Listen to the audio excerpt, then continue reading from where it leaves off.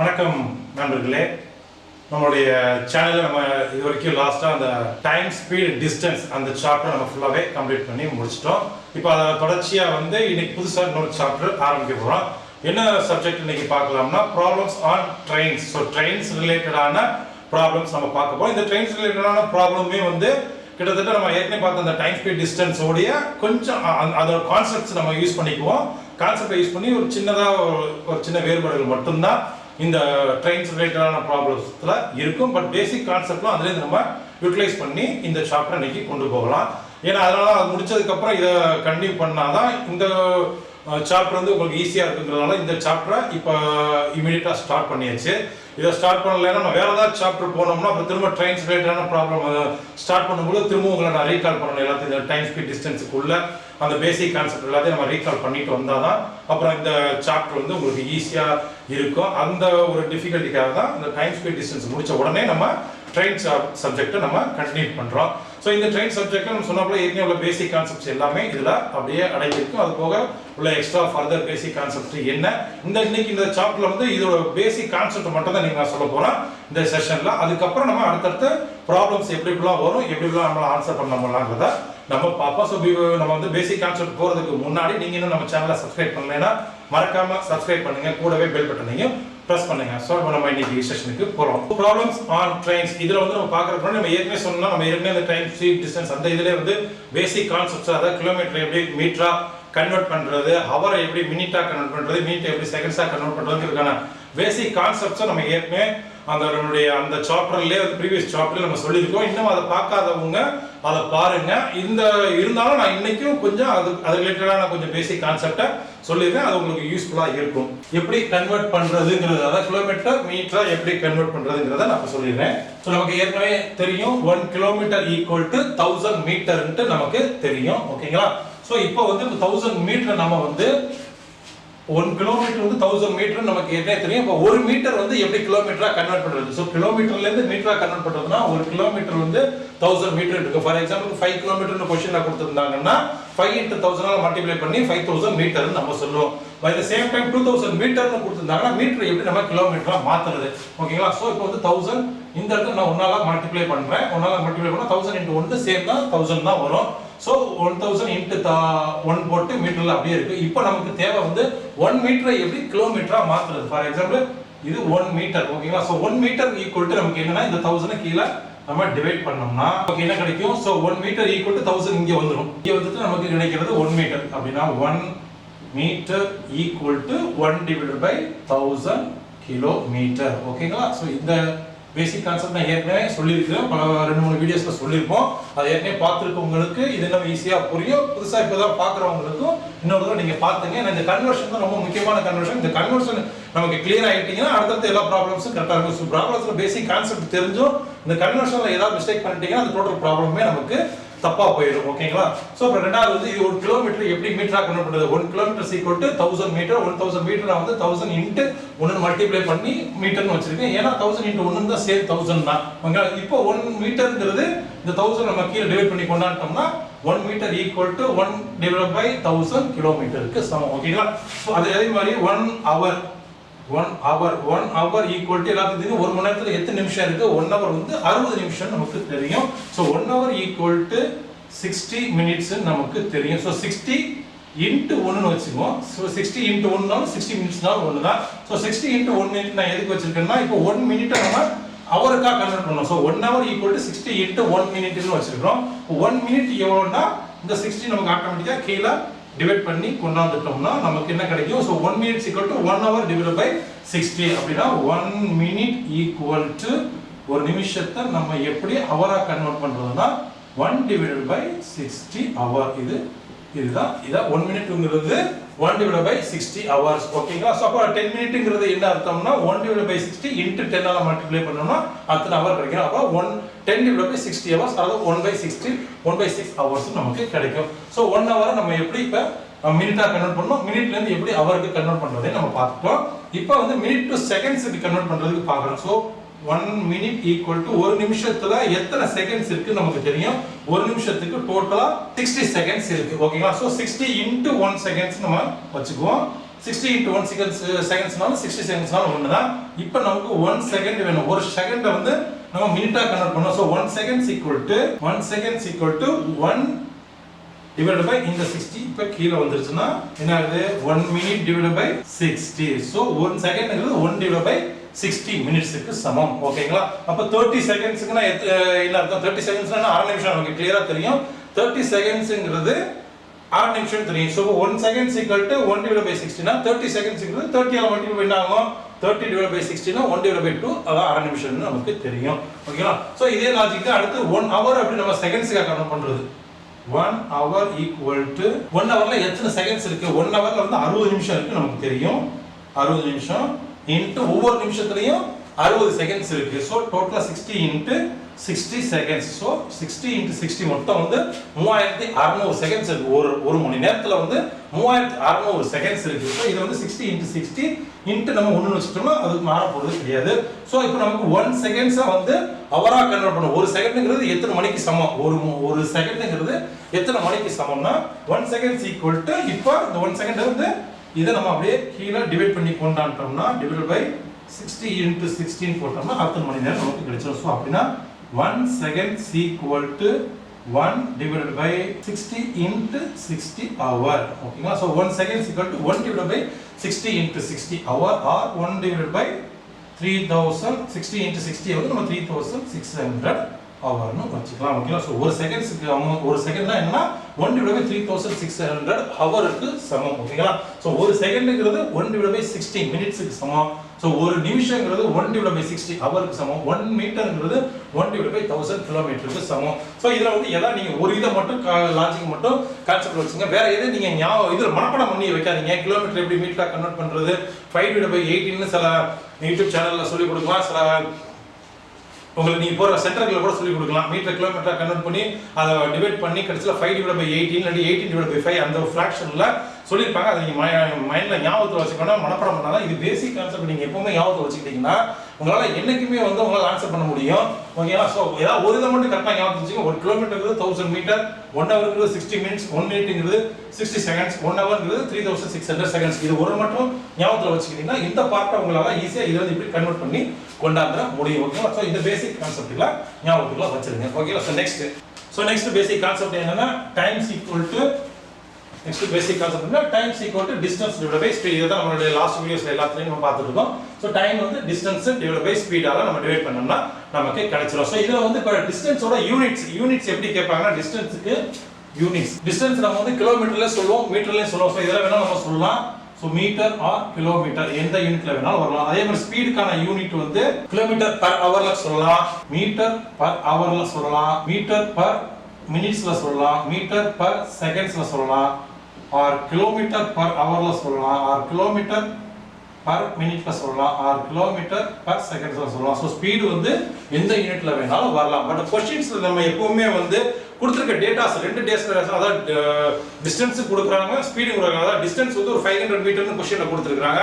ஆனா ஸ்பீடு வந்து kilometre per ஹவர்ல கொடுத்துருந்தாங்கன்னா ஸோ மீட்டர் டிஸ்டன்ஸ் வந்து மீட்டர்ல கொடுத்துருக்காங்க, ஸ்பீடு வந்து கிலோமீட்டர்ல கொடுத்துருக்காங்க. ஆனா ரெண்டு டேட்டாவே வந்து நம்ம ஏதாவது ஒரே யூனிட்டுக்கு கன்வெர்ட் பண்ணிக்கணும். எதை நீங்க வந்து டிஸ்டன்ஸ் வந்து மீட்டர்ல இருந்து கிலோமீட்டருக்கு மாத்திக்கிங்க. அப்படி இல்லைன்னா ஸ்பீடை வந்து கிலோமீட்டர்ல கொடுத்தா அதை மீட்டர்ல மாத்திக்கலாம். ஸோ ரெண்டு யூனிட்டோட டேட்டாவோட யூனிட் வந்து எப்பவுமே சேமா இருக்கும். இது இந்த சாப்டருக்கு மட்டும் இல்ல, எந்த சாப்டர் நீங்க எடுத்தாலும் ஃபார் எக்ஸாம்பிளுக்கு ஸ்கொயர் மீட்டர்ல கொடுத்துருக்கலாம், ஏரியா லென்த் வந்து எம்எம்ல சொல்லியிருக்கலாம், சென்டிமீட்டர்ல கொடுத்துருக்கலாம்.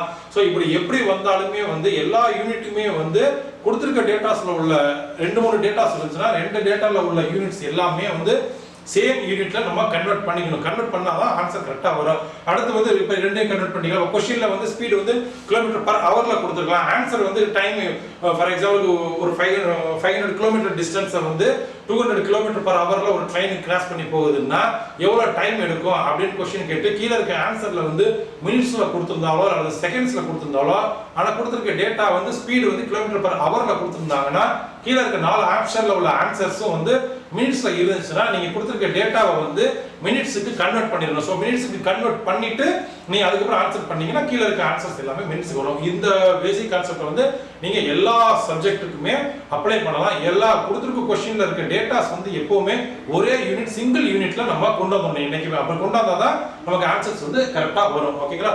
ஸோ இந்த ஒரு முக்கியமான பேசிக் கான்செப்ட் இது இன்னைக்கு மைண்ட்ல வச்சுங்க. அடுத்த கான்செப்ட், ஸோ இந்த ப்ராப்ளம்ஸ் ஆன் ட்ரெயின்ஸ்ல என்ன மாதிரி கொஸ்டின்ஸ்கள் எப்படி வருவாங்க கேட்பாங்கன்னு கேட்டோம்னா, ஒரு ட்ரெயின் வந்து அப்படி ஒரு ட்ரெயின் வந்து கிராஸ் பண்ணி போயிட்டு இருக்கும் பொழுது அந்த பிளாட்ஃபார்ம்லயோ ஒரு ஸ்டேஷன்லயோ அது வெளியிலயோ வந்து ஒரு மனிதர் வந்து நின்றுட்டு இருக்காருன்னா, அந்த ஃபார் எக்ஸாம்பிளுக்கு இதை ஒரு ட்ரெயின் வந்து இந்த டைரக்ஷன்ல இப்படி போயிட்டு இருக்கு. இந்த இடத்துல ஒரு பிளாட்ஃபார்ம்ல ஒரு மனிதர் வந்து நின்றுட்டு இருக்கிறாரு. ஸோ இவரை கிராஸ் பண்ணி இந்த ட்ரெயின் போறதுக்கு எவ்வளவு டைம் எடுத்துக்கும், இந்த மாதிரி கொஸ்டின் கேட்கலாம். இந்த மனிதருக்கு பதிலாக வந்து இந்த இடத்துல ஏதோ ஒரு ட்ரீ இருக்கு, அந்த ட்ரீயை கிராஸ் பண்ணலாம். ஸோ ஒரு மேன் சொல்லலாம், ஒரு ட்ரீன் கூட சொல்லலாம், அல்லது ஒரு போஸ்ட் நிற்குது, ஒரு டெலிஃபோன் போஸ்ட், அது டெலிகிராஃப் போஸ்ட், அது ஒரு லேம்ப் போஸ்ட் இருக்கு. ஸோ இந்த மாதிரி எந்த போஸ்ட் வேணாலும் நிற்குது. ஸோ அப்படி நிற்கிற ஸ்டாண்ட் பைல நிற்கிற ஒரு மனிதரையோ இல்ல ஒரு ட்ரீயவோ இல்ல ஒரு போஸ்டையோ இல்ல ஒரு லேம்ப் போஸ்ட், அது மாதிரி any telegram post, lamp post எதுவும் நின்றுட்டு இருக்குது.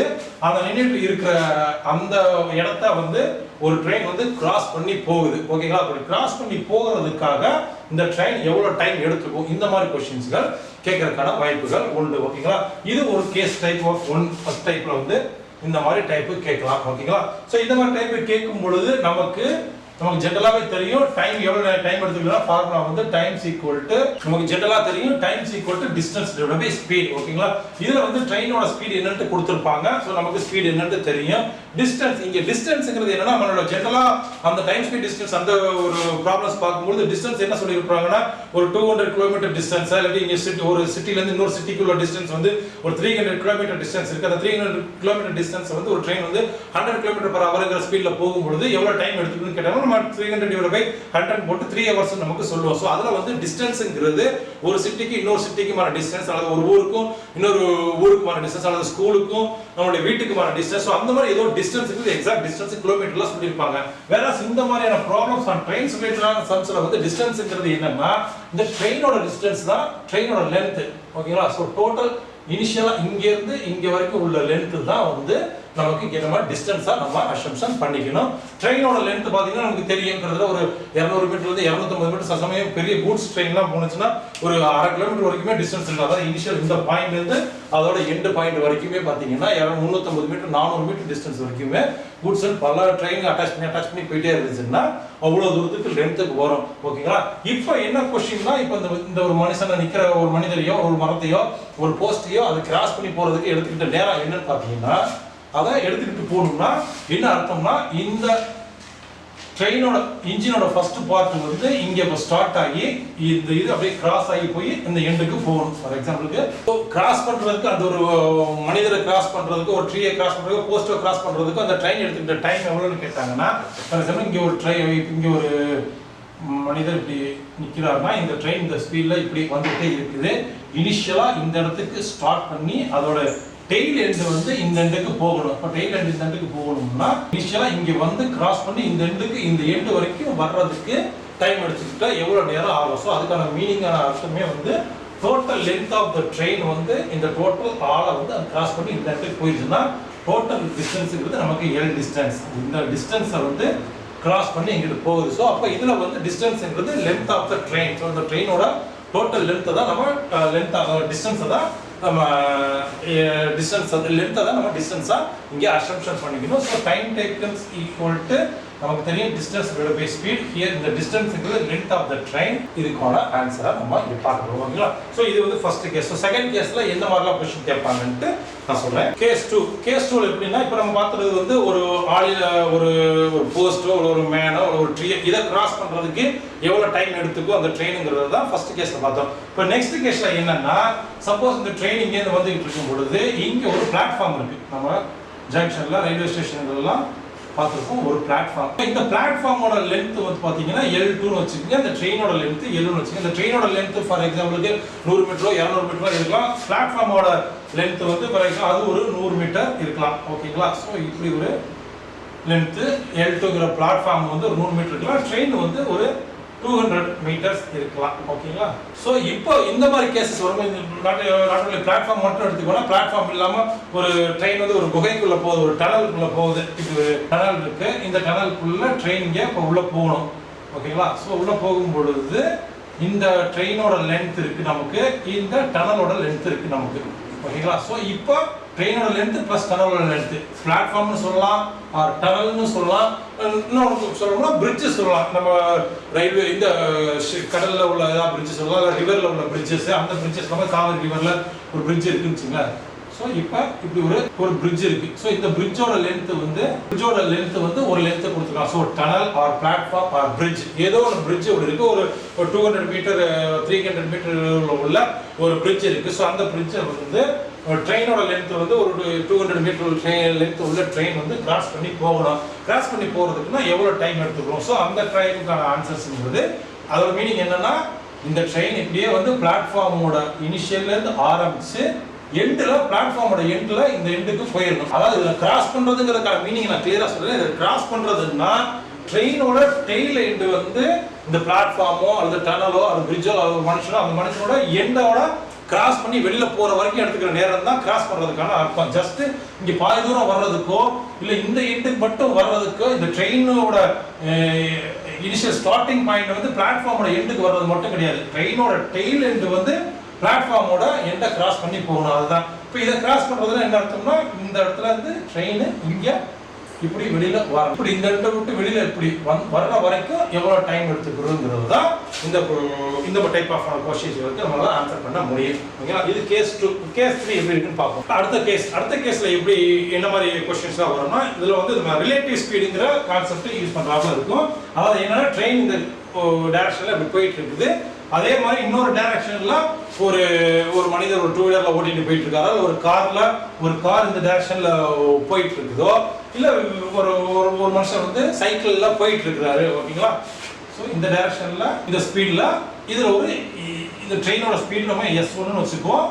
இந்த ஒரு மனிதரோட ஸ்பீடு வந்து ஒரு 2 வீலர்லயோ இல்லை சைக்கிள்லயோ வேற எதுலையோ இந்த ஸ்பீட்ல இங்கிட்ட கிராஸ் பண்ணி போயிட்டு இருக்காரு. ஸோ ட்ரெயின் வந்து S1ங்கிற ஸ்பீட்லையும் ஒரு மனிதர் வந்து S2ங்கிற ஸ்பீட்லையும் சேம் டைரக்ஷன்ல, அதாவது ட்ரெயின் போற டைரக்ஷன்லயே இவர் இந்த டைரக்ஷன்லயே போயிட்டு இருந்தாருன்னா ரிலேட்டிவ் ஸ்பீடுங்கிறது relative speeds equal to S1 minus S2 or difference of S1. அதாவது ட்ரெயினோட ஸ்பீட்ல இருந்து இந்த சைக்கிள் போகிற ஒரு மனிதனுடைய மோட்டர் ஸ்பீடோ அது சைக்கிள் ஸ்பீடோ ஏதோ ஒரு ஸ்பீடு வச்சிருக்கலாம். ஸோ இவங்க ரெண்டு வாக்கிங் போடுறது நடந்து கூட போயிட்டு இருக்கலாம். ஓகேங்களா? வாக்கிங் அந்த ரேட் ஆஃப் ஏதோ ஒரு ஸ்பீடு கூட கொடுக்கலாம். ஸோ ரெண்டு ஸ்பீடோட டிஃபரன்ஸ் தான் இங்கே ரிலேட்டிவ் ஸ்பீடுன்னு சொல்லுவோம். இந்த ரிலேட்டிவ் ஸ்பீடுக்கான கான்செப்ட் நம்ம ஏற்கனவே ஒரு வீடியோல போஸ்ட் பண்ணிருப்போம், அதை ஏற்கனவே பார்த்துருப்பீங்க. பார்க்காதவங்க வேணா திரும்ப ஒரு தடவை சொல்றேன். அதாவது என்னன்னா, ரிலேட்டிவ் ஸ்பீட்னா எப்படின்னா, நமக்கு அதோட நம்ம பியூரா நம்ம இங்கே நம்ம ஃபீல் பண்ண முடியுமா? நீங்க ஒரு பஸ்ல போயிட்டு இருக்கீங்கன்னு வச்சுக்கலாம். பஸ்ல போயிட்டு இருக்கும்போது நம்ம ஒரு 50 கிலோமீட்டர் ஸ்பீடுக்கு ஒரு பஸ்ல போயிட்டு இருக்கிறோம். நமக்கு பின்னாடி வந்து இன்னொரு பஸ் வந்து ஒரு 60 கிலோமீட்டர் ஸ்பீடுங்கிற ஸ்பீட்ல நமக்கு வந்துகிட்டே இருக்குன்னா, நம்மளை கிராஸ் பண்ணி அந்த பஸ் நம்ம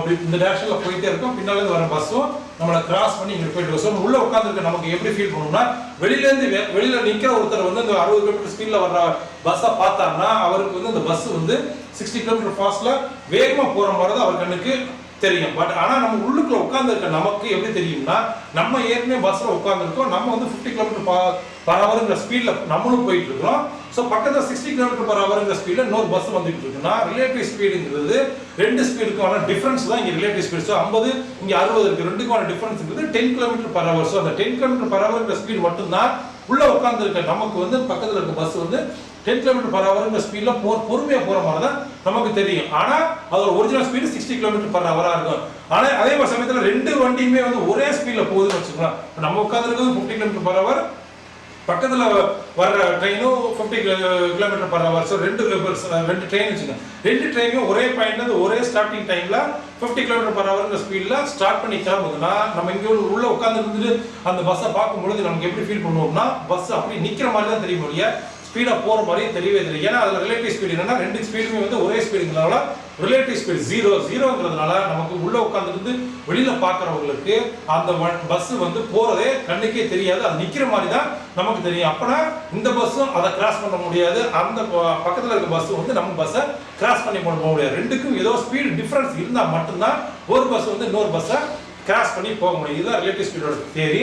இதே வந்து ஆப்போசிட்ல ட்ரெயின் வந்துச்சு, ட்ரெயினோ இல்லை பஸ்ஸோ வந்துச்சுன்னா நம்ம ஒரு 50 km/h போயிட்டு இருக்கிறோம். இங்கே ஆப்போசிட்ல இருந்து இன்னொரு பஸ்ஸோ அதே மாதிரி 50 km/h வந்துட்டு இருந்துச்சுன்னா ஒரு ஃபிராக்ஷன் ஆஃப் டைம்ல நம்மளை கிராஸ் பண்ணி போறதுக்கு அது எடுத்துக்கிட்ட நேரம் என்னன்னா ரெண்டு ஸ்பீடையும் நம்ம ஆட் பண்ணணும். ரெண்டு ஸ்பீடையும் ஆட் பண்றதுன்னா இங்க ஒரு 50 இங்க ஒரு 50, ஸோ ரெண்டு சேர்ந்துன்னா 100 km/h. ஸோ அந்த டைம்ல மீட்டிங் ஸ்பாட்ல ரெண்டும் மீட் பண்ணி எங்களுக்கு கிராஸ் பண்றோம் போகும்பொழுது என்ன ஸ்பீடு அது அந்த இடத்துல ஆக்ட் ஆகும்னா ரெண்டு ஸ்பீடையும் ஆட் பண்ணணும். அதாவது 50 + 50 100 km/h ஸ்பீட்ல அந்த இடத்துல அந்த ஸ்பீடு வந்து ஆக்ட் ஆகும். ஸோ இதுதான் ரிலேட்டிவ் ஸ்பீடோட தியரி. இப்போ இதே மாதிரி ஒரு ட்ரெயின் இங்க கிராஸ் பண்ணி போயிட்டு இருக்குது.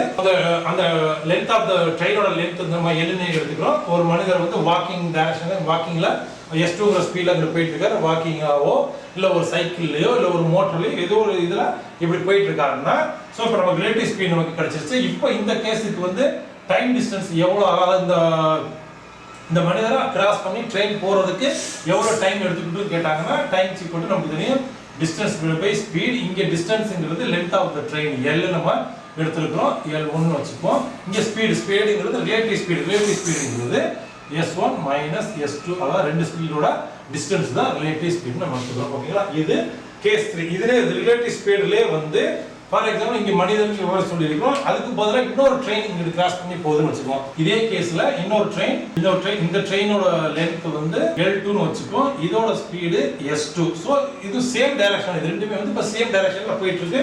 இப்படி ஒரு ட்ரெயின் வந்து L2 லென்த்ல உள்ள ஒரு ட்ரெயின் இப்படி போயிட்டு இருக்கு. அதுக்கு பின்னாடி இன்னொரு ட்ரெயின் பக்கத்து ட்ராக்ல இன்னொரு ட்ரெயின் போயிட்டு இருக்கு. அதோட ட்ரெயினோட லென்த் வந்து L1 டிஸ்டன்ஸ் உள்ள லென்த் உள்ள ட்ரெயின் இப்படி போயிட்டு இருக்கு. ஸோ இப்படி போகும்பொழுது இந்த ட்ரெயின் ஃபுல்லாவே கிராஸ் பண்ணி வெளியில வர்றதுக்கு எவ்வளவு டைம் எடுத்துக்கிட்டு கேட்டாங்கன்னா அதே தான் time equal distance divided by ஸ்பீடுங்கிறது ஃபார்முலா. இங்க ரிலேட்டிவ் ஸ்பீடுங்கிறது அதே மாதிரி S1 - S2 தான் ரிலேட்டிவ் ஸ்பீடு. லென்த்ங்கிறது டோட்டல் டிஸ்டன்ஸ்ங்கிறது இது L1 லென்த் இருக்கு, இது L2 லென்த் இருக்கு. So L1 + L2. So total டிஸ்டன்ஸ்ங்கிறது இந்த ட்ரெயினோட லென்த்தையும் இந்த ட்ரெயினோட லென்த்தையும் நம்ம ஆட் பண்ணோம்னா டோட்டல் டிஸ்டன்ஸ் கிடைக்கும். ஸ்பீடுங்கிறது ரிலேட்டிவ் ஸ்பீடுங்கிறது S1 - S2 தான் ரிலேட்டிவ் ஸ்பீடு. ஓகேங்களா, இப்போ இதுல கேஸ் 4ல என்னன்னா இப்போ நான் என்ன சொன்னது, இந்த ட்ராக்ல ரெண்டு சேம் டைரக்ஷன்ல போகுது. இப்போ டைரக்ஷன் பாத்தீங்கன்னா S1 S2 ரெண்டுமே நம்ம சேம் டைரக்ஷன்ல சொல்லிருக்கோம்.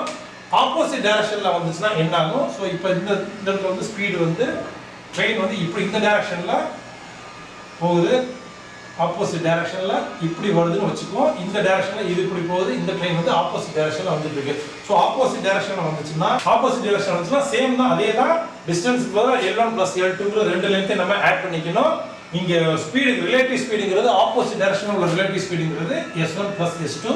ஸோ இங்க S1 + S2 நமக்கு கிடைச்சிடும். ஓகேங்களா, இதே மாதிரி இங்க ட்ரெயினுக்கு பதிலா ஒரு மனிதர் வாக்கிங் போயிட்டு இருக்காரு. a man walking at the rate of क्वेश्चनல கேட்கலாம். டைரக்ஷன்ல வாக்கிங்ல வந்துட்டு இருக்காருன்னா இப்போ இதுக்கான டைம் டேக்கன் எவ்வளவு ஆகும், அதாவது இந்த மனிதரை கிராஸ் பண்ணி இந்த ட்ரெயின் போறதுக்கு எவ்வளவு நேரம் எடுத்துக்கணும்னா இங்க வந்து ட்ரெயினோட லென்த் மட்டும் தான் இருக்கு. மனிதரோட லென்த் போஸ்டோட லென்த் அதை வந்து நம்ம நெக்லிஜிபிள், அதை வந்து நம்ம அவங்களுக்குள்ள லென்த்தை நம்ம எக்ஸாக்டா கால்குலேட் பண்ண முடியாது. அதனால அவங்களோட லென்த்தை நம்ம வந்து 0 தான் அசம்ப்ஷன்ல வச்சுக்கணும். அதாவது இந்த லென்த்தை வந்து நம்ம 0 ஆக்கிடணும். ஓகேங்களா, ஒரு மனிதர் ஒரு போஸ்ட் ஒரு ட்ரீ அவங்க மாதிரி அந்த மாதிரி ஏதாவது இருந்துச்சுன்னா அதை வந்து அதோட லென்த்தை நம்ம 0ன்னு நம்ம அசம்ப்ஷன் பண்ணிக்கணும்.